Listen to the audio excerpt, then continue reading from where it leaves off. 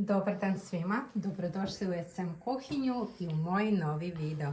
Danas ćemo pripremati jednu zaista preukusnu čoko pistači tortu za Božić, tako da ostanite sa nama i pogledajte ovaj video do kraja, a srećan Božić svima koji slave.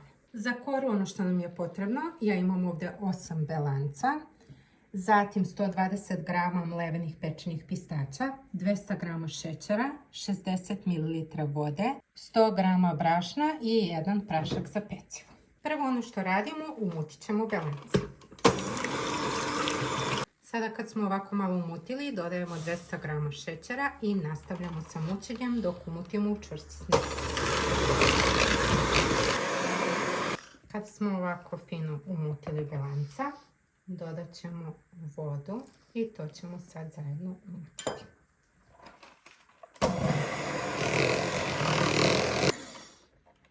Kada smo to zajedno sjedinili, više ne mutimo. Ovdje sam stavila 120 g pečenih pistaća. Sada ćemo dodati brašno, prašak za pecivo. Sada ćemo to lepo izmešati.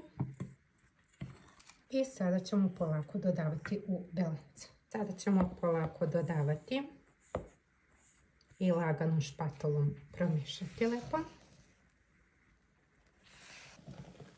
Sada kad smo ovako lepo sjedinili sastojke, ja sam pripremila jedan pleh, sada ćemo sipati.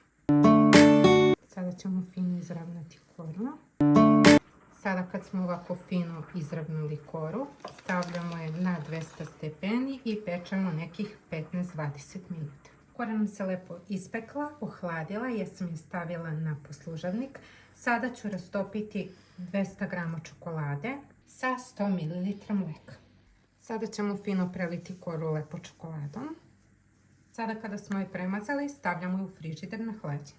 Sada ćemo skuvati prvi fil, zato nam je potrebno litar mlijeka. Ja sam 800 ml već odvojila i sipala u jednoj šerpi. Ovdje sam odvojila 200 ml za puding, 4 žumanca, 200 g šećera, 2 pudinga od slatke pavlake, 4 kašike brašna i kad se krema lepo ohladi dodat ćemo ovu kremu od pistaća i margarin. Sad ćemo prvo umutiti žumanca. Zatim ćemo dodati 200 g šećera. Nastavljamo sa mućenjem. Zatim dodajemo mlijeko, 4 kašike brašna i to ćemo umutiti. I za kraj ćemo dodati puding od slatke paprike. To ćemo sjediniti. Sada kad smo ovako umutili, ja sam stavila mlijeko da se zagreje i sada ćemo skuvati krem. Kada nam je mlijeko zakipelo, sklonit ćemo sa vatre. Sipati fino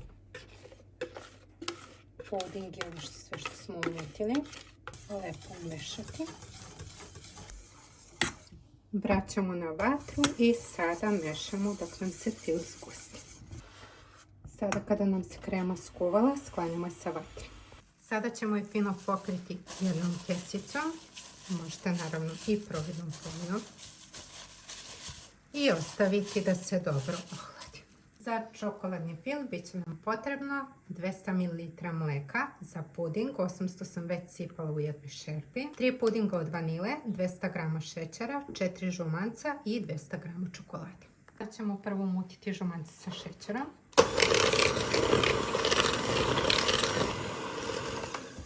Zatim ćemo dodati mlijeko i to zajedno umutiti. I zatim dodajemo puding od vanile.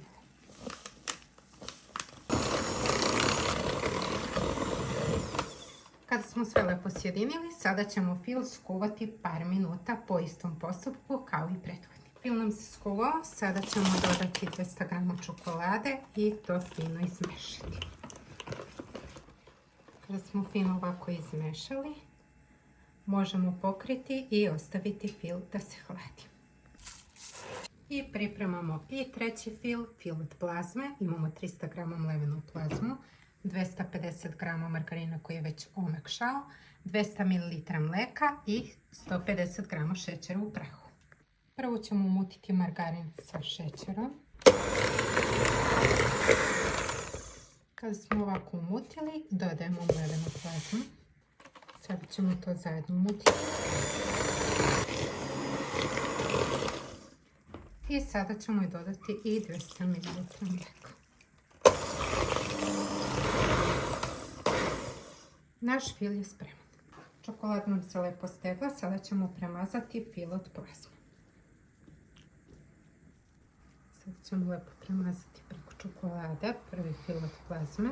Sada kad smo ovako fino premazali, ostavit ćemo malo da se ohladi. Kada nam se fil ohladio, dodat ćemo omekšalog margarina i sada ćemo umutiti.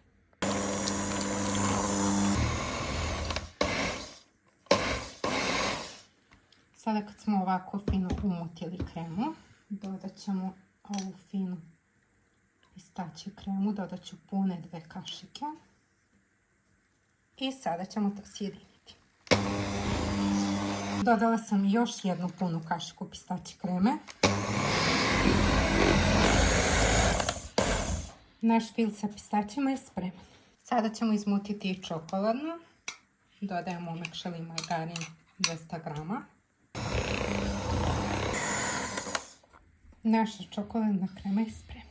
Sada ćemo staviti kremu od pistaća. Sada ćemo fino premazati ovu kremu. Sada kad smo premazali kremu, stavit ćemo i jedan sloj piškota. Ja sam naređala ceo jedan red piškota. Trebalo su mi tačno 2,5 pakovanja. Umakala sam ih u mlijeko. I sada ono što nam je ostalo, to je da premažemo i čokoladnu kremu. Sada ćemo fino lepo rasporediti i čokoladnu kremu. Ona je zaista preukusna. Sada kada smo je ovako fino premazali, ostavljamo je na hlađenje u frižideru. Torta nam se lepo hladila, sada je vreme da izmutimo šlak. Ja ovdje imam 400 g šlak krema od vanile i 400 ml mlijeka. Sada ćemo to lepo izmutiti. Naš šlag je umućen, sada možemo dekorisati tortu. Sada kad smo je ovako svuda lepo premazali, sada ćemo još malo dekorisati odozgo špricem da bi bila lepša. Sada ću je prvo ovako četkicom svuda provući, čisto da ostavi lepe šare.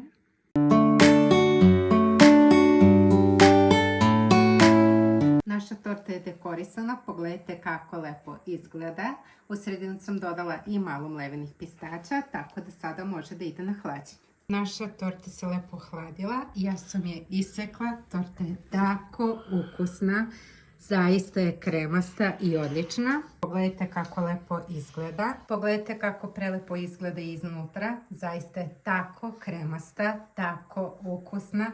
I zaista odlična kombinacija pistaća i čokolade. Ovo je lično moj recept, tako da napravite i probajte. Ako vam sviđa, lajkujte, pišite mi u komentarima kako vam sviđa, subscribeujte se na mom kanalu i mi se naravno vidimo u sljedećem videu. Pozdrav!